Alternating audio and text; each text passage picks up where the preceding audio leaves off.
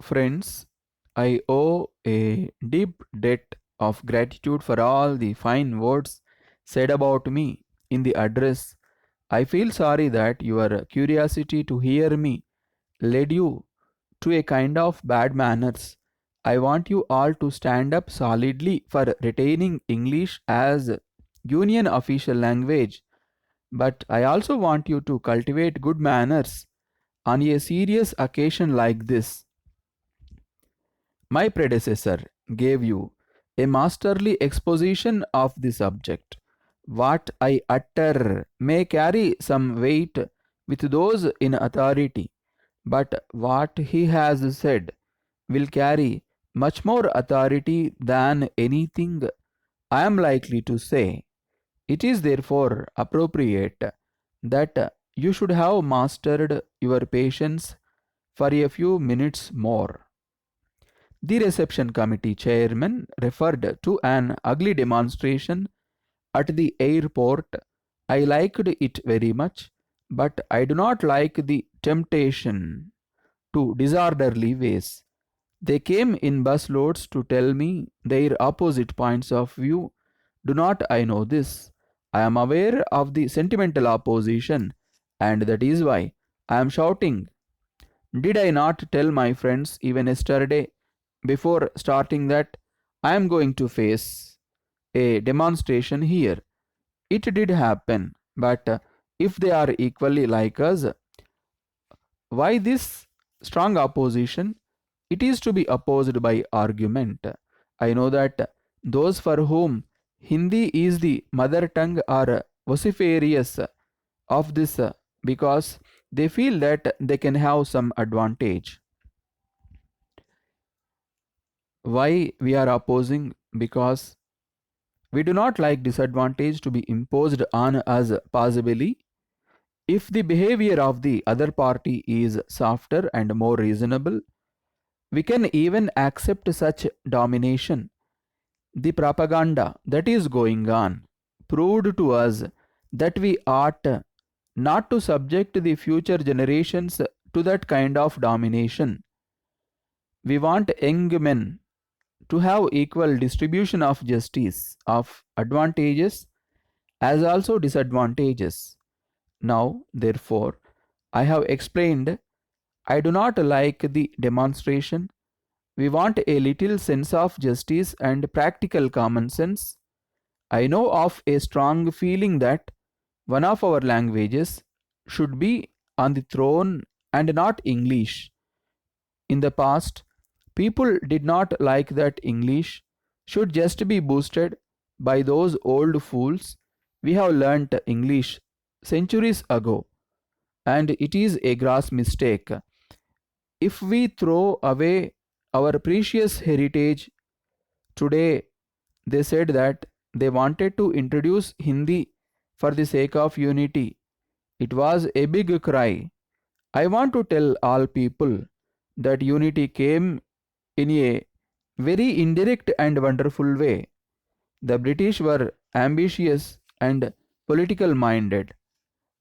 They wanted to rule India with strength, and contrary to their intentions, India became united. That unity amongst people and state was maintained by the language of the offices. Removing English was like removing pipes from a drainage system in a city.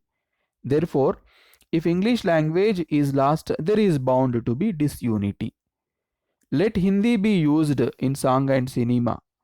Let English be the medium of communication between one state and another, between the center and the states, and the language of the center itself. The 1% of the people knowing English language ran the administration both in the center and in the states. The official language was not meant to buy things from the bazaar, but for transacting business. The movement for the imposition of Hindi was that of the uneducated to govern the country. The illiterate felt an exhilaration that they can become officers and members of the legislature, because for membership of the legislature Education is not essential. Laughter. I am not joking, but laying down a democratic proposition, I reiterate that the enforcement of Hindi as official language for the entire country would amount to injustice and isolation between different sections of the Hindi was not distributed evenly all over India. Politically and otherwise, our progress was indissolubly associated with English. The highest authorities maintained that English medium must continue, having reconquered India by non-violence. It is unjust to impose Hindi by violence. It was a miracle that the best distributed language in India was that spoken by the least number of people. If by a self denying ordinance the new Republic of India decided once for all that they did not like to contact with the rest of the world and that Hindi alone should be the official language, it becomes impossible to enforce that doctrine. The states might use the regional language, though they might find it difficult to do that now. National pride should not sway us. Deterioration in English is due to the propaganda that is going on about its abolition.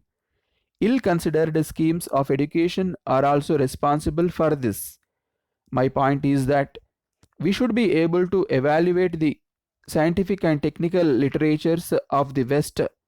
International scientific terminology should be adopted. The polyglot medium in the universities could be tried. I would therefore suggest that Hindi should first be introduced in Hindi areas and developed to its full stature. Sudarshan Metalworks Limited, Vijayawada. Dear sirs, we acknowledge receipt of your letter of the 25th ultimo.